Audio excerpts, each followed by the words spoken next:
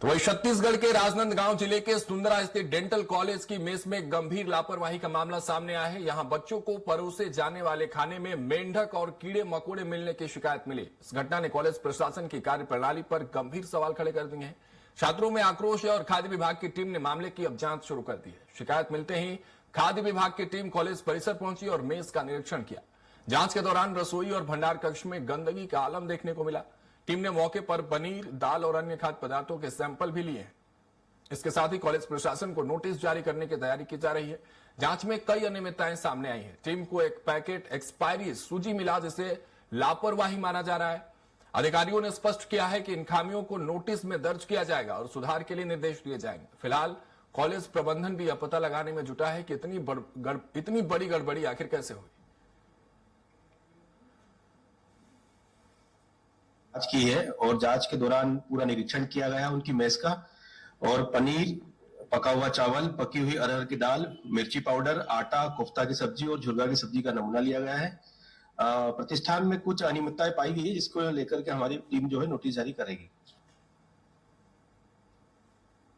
तो देखिए वो तस्वीरें भी दिखा रहे हैं जो वहां से सामने आई है डेंटल कॉलेज से, जहां खाने में साफ तौर पर कीड़े मकोड़े और सब्जी में मरा हुआ मेंढक देखा जा रहा है। चावल में भी कीड़े हैं, मक्खियां मरी हुई हैं। यानी तस्वीरें सबूत के तौर पर काफी हैं कार्रवाई के लिए। और खाद्य प्रशासन ने सैंपल भी ले ली है और तमाम चीजों को नोटिस में ऐड ऑन करने की बात कही गई। लेकिन पूरी कहानी समझने हमारे सहयोगी दिलीप साहू जुड़ रहे हैं। दिलीप, क्या जानकारी है आपके पास? क्योंकि जो तस्वीरें हम दिखा रहे हैं खाद्य सामग्रियों में और बने हुए खानों में कीड़े मकोड़े और मेंढक तो नजर आ रहे हैं, लेकिन इस पर अब कार्रवाई क्या कुछ आगे देखने को मिल रही है? सिर्फ नोटिस की बात होगी या कार्रवाई भी? दिलीप,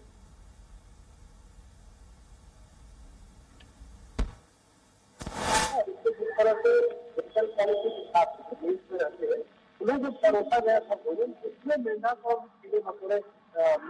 मेंढक और कीड़े मकोड़े मिले हैं। इसको लेकर निश्चित तौर पर तमाम जो स्टूडेंट हैं उनमें नाराजगी है, आक्रोश है। स्टूडेंट सब वहां खाना बंद कर दिए हैं, बाहर खा रहे हैं। इसके साथ ही साथ उनके अभिभावकों में नाराजगी, और इस नाराजगी को देखते हुए फिर शिकायत के बाद तत्काल जो निरीक्षण के लिए, जांच के लिए स्वास्थ्य विभाग की अमला वहां पहुंची हुई है।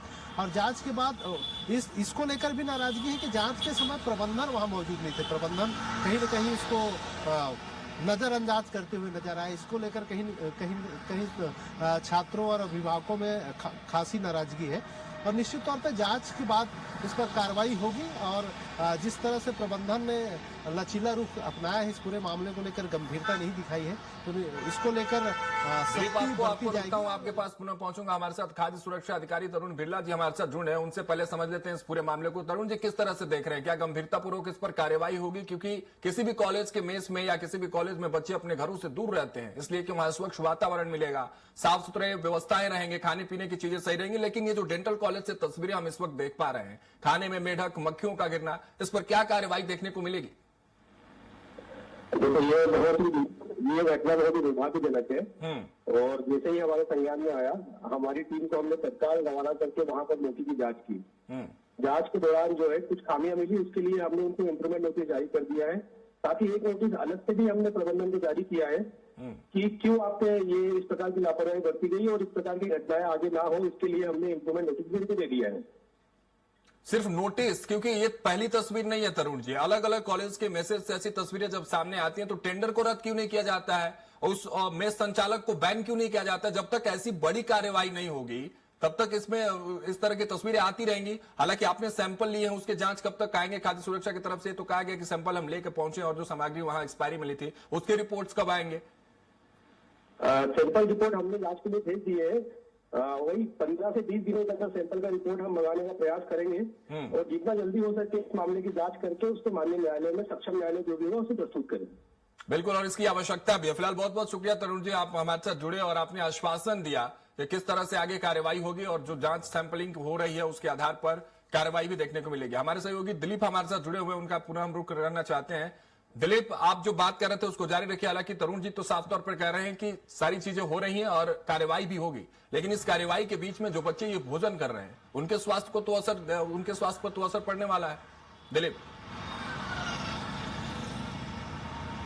जी बिल्कुल राघवेंद्र, आमतौर पे देखा जाता है कि जब भी इस तरह के कोई मामले आते हैं तो स्वास्थ्य अमला जांच तो करती है, सैंपल भी ले लिए जाते हैं, लेकिन जो जांच रिपोर्ट हुए काफी इतनी देर बाद आती है कि उसका कोई औचित्य नहीं रह जाता। जिस तरह से जांच अधिकारी ने बताया कि 15 से 20 दिन लगेंगे जांच रिपोर्ट आने में, तब तक पूरा मामला रफा दफा हो जाएगा और मामले शांत हो जाएंगे। इस तरह की चीजें देखी जाती है आमतौर पे।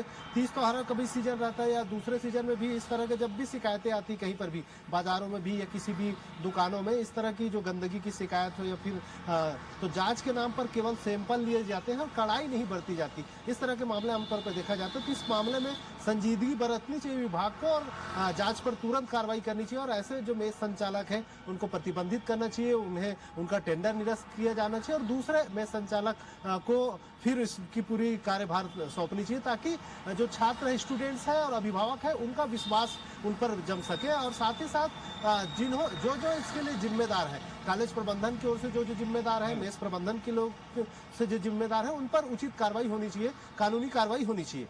जी राघवेंद्र। बिल्कुल दिलीप, वही बात मैं तरुण जी से भी कह रहा था कि ऐसे संचालकों को रेड लिस्टेड करना चाहिए। सिर्फ कार्रवाई नहीं, रेड लिस्टेड किया गया ऐसी ये कोई इस तरह से अस्वच्छ कार्य करने से पहले सोचे। लेकिन तस्वीरें भयावह है। अब देखने वाली बात होगी आगे में इसमें किस तरह की कार्रवाई होती है। फिलहाल आपका दिलीप बहुत बहुत शुक्रिया हमारे साथ जुड़ने के लिए।